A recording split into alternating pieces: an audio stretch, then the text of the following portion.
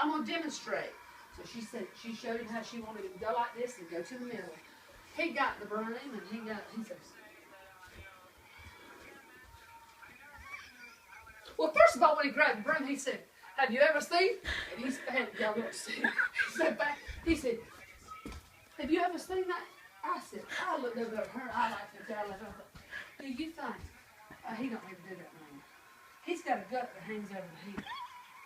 Well, so then he gets over and he starts with that broom and doing like that. I said, Ross, that's not the way you sweep. I grabbed the broom from him. And I said, look, he said, I'm through. I said, Ross, I've been standing right here. You need him up. You need sweep. Yes, Dan, you had your back turned to me. I said, Ross, you have not swept right here. Look at the floor. He had just a little bit of trash right there. I grabbed that broom and I went over to the other side of the room and I started. I said, come here, look at this. You said, I don't see any trash. I said, well, then sweep it, and I want you to go to the middle. Well, Joe, he goes over there to a corner. Brent told him to get the corners, and this way goes. I really hate when y'all stand right there and watch me talk about me. He did it 9 times. I stood there and counted. In one place. One place. Oh, I was furious. Brenda grabbed that mug. She said, give me the broom. You can't sweep. Just go sit down. He said, yes, ma'am, I can't sweep. He goes over there and sits down on the couch. Well, I mean, back in that same chair. And Mary had been trying to tell him. He then jumped in conversations already. And she said, zip it, zip it, zip it. I don't want to hear another word from you. I am sick of it. He said, don't tell me to zip it. This is my mouth. And I can say what I want to say. And Rena said, and this is my room, and you're not going to speak when I don't want you to speak. He put his hands right there.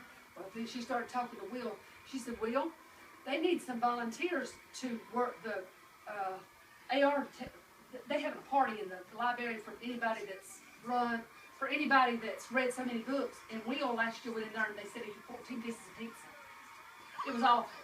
So she said, she sent out an email and wanted some help. So I'm going to volunteer to help. I'm like, why?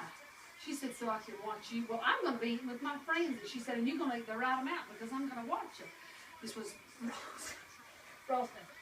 Well, Miss Walker.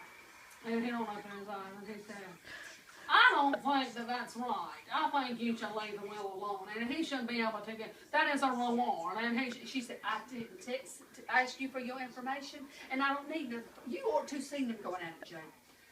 I had it.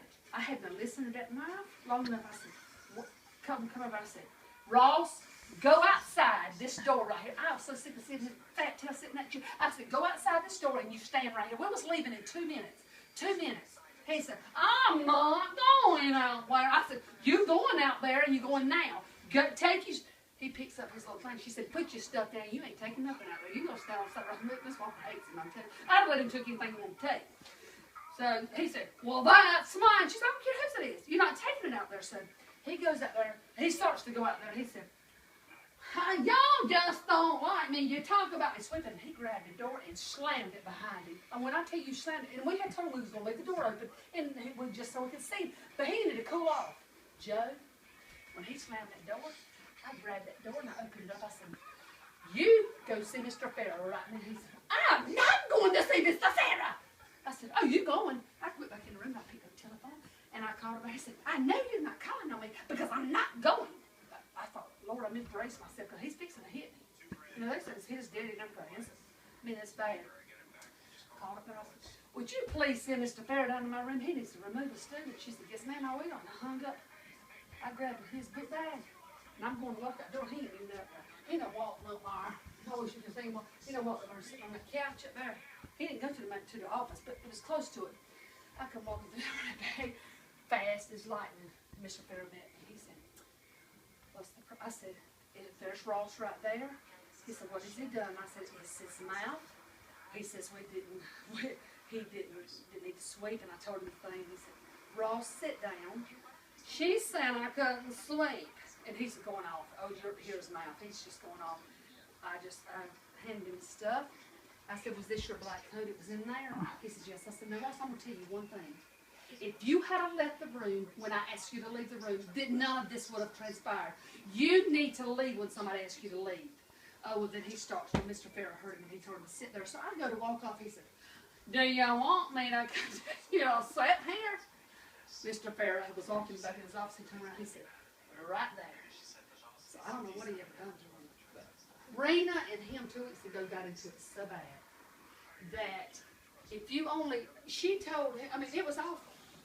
So now she told me I'm going to pay his up every Tuesday, and she's going to do it on Thursday. You gotta send that to me. I'll do it.